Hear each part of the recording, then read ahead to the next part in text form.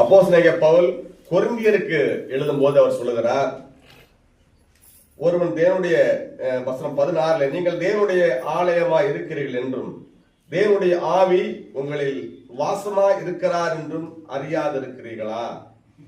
ஒருவன் தேவனுடைய ஆலயத்தை கெடுத்தால் அவனை தேவன் கெடுப்பார். தேவனுடைய ஆலயம் பரிசுத்தமா இருக்கிறது, நீங்களே அந்த ஆலயம். அல்லேலூயா. இன்னைக்கு ஆலயம் அங்க எல்லா தெய்வங்களுக்கும் அங்க ஆலயம் கட்டுறாங்க. அல்லேலூயா. ஆனா ஆண்டவராக இயேசு கிறிஸ்து தேவன் நமக்கு சொன்ன ஆலயம் எங்க இருக்கு?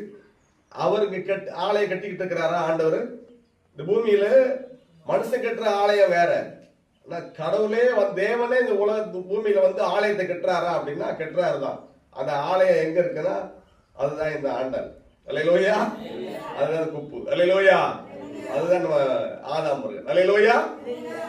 அவர் சொல்லுகிறாரு, உங்களை பார்த்துதான் நீங்கள் தான் என்னுடைய ஆலயம்ங்கிறார்.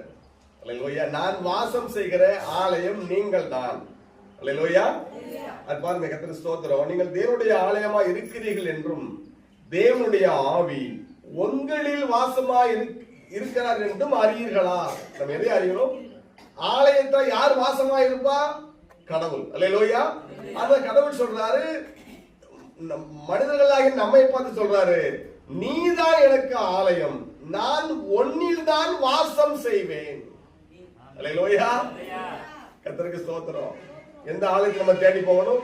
நீங்களே என்னுடைய ஆலயமாய் இருக்கிறீர்கள். அல்லேலூயா.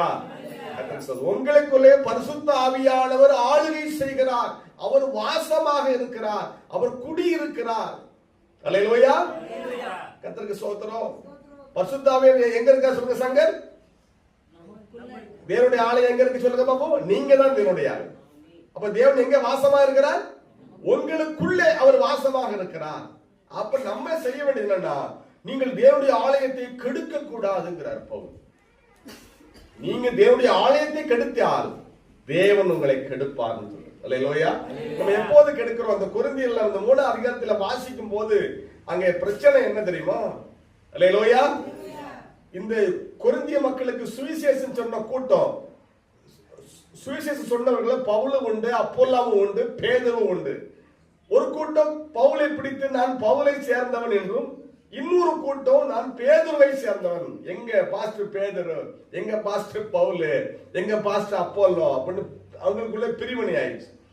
அதைத்தான் ஏசப்பா சொன்னாரு, பவுலாகிய நானா உங்களுக்கு சிலுவையில் அடிக்கப்பட்டேன்? அல்லேலூயா. நான் உங்களுக்கு சிலுவையில் அடிக்கப்படலையே. அல்லேலூயா.